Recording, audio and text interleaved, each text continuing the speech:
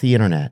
Just zoom in on his face a little bit. I just want to get a gander at him, and then we'll move on. There's a video too. There is? Him being interviewed. Yeah. That's the scary thing about the world. And I think that one of the tough things is, who do you feel like should come? Like we find so many dark circles and like pools of existence, right? And because it's weird as a human, you start to think, okay, well, I'm part of a neighborhood, my neighborhood help, or a family, right? Or a government, right? Or a country. You think these things. What have you surmised over time? What's going to come to our rescue? Do we need faith? Do we need teamwork? Like, is it all different for everything? What do you think? I think we need a government that works, which is all these people are doing. They're exploiting broken systems. So for this story, we interviewed the fraud investigator for the Department of Health, California's Department of Health. And he was saying how there are thousands of these rehab clinics in California, and he estimated that about 10% of them are fraudulent. Wow. And so my question, that made me angry. I mean, I'm angry for these guys who exploit this system and who are basically, exploiting the most vulnerable people out there. But I'm mostly angry for our government. These are the people that are responsible to make sure that those people aren't victimized again. Yeah.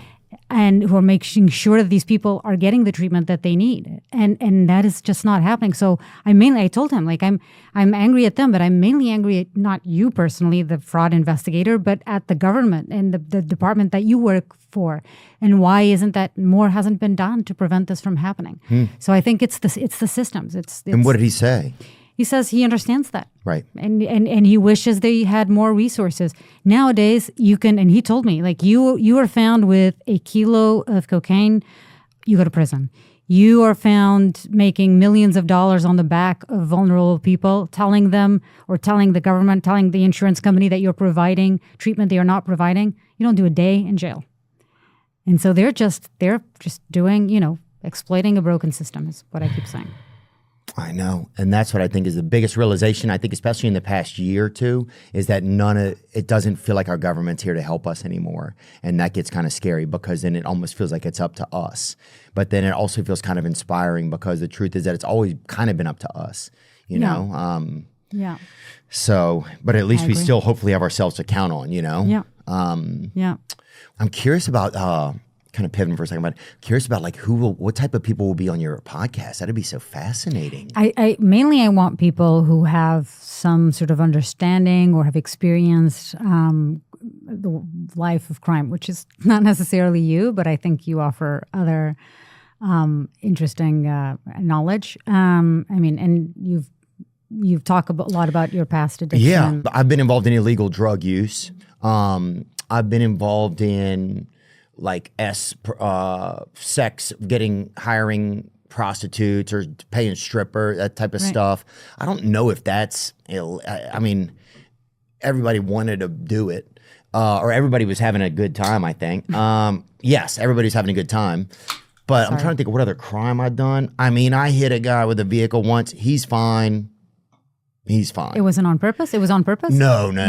Yeah, so it was accidental non-homicide or whatever it's called. He wasn't that great before I hit him, I'll be honest with you. And he was stoned. It was after a concert, and but he's fine. He's doing great. Still text. Seems good. Good. Hope you're doing good, Henry.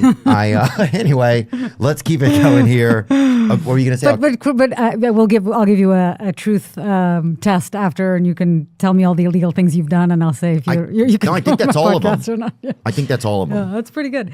As in, not a lot. I think we'll have a lot of people who are still, because I've reported on this for so many years. I have a Rolodex of really interesting contacts. Yeah. I think a lot of the people that will come on the podcast will still be wearing a mask so that they can talk freely about what they do. But for me, it's another avenue in another format to get people into this, again, the hidden third of the world that no one knows much about. Yeah. That's the idea. Ooh, it's cool. Well, especially since so much of that black and gray market you said, that's 22% of American GDP. That's just the black market, and I think what the gray market is where it gets more. But I can't. Was it just American GDP? I know that drugs alone in America alone is $150 billion a year, and that's just just drugs. And does that include just people sell like dealers on the streets, Yeah. or when you say the black market, does that include, is that like a website, or is that like the dark web? No,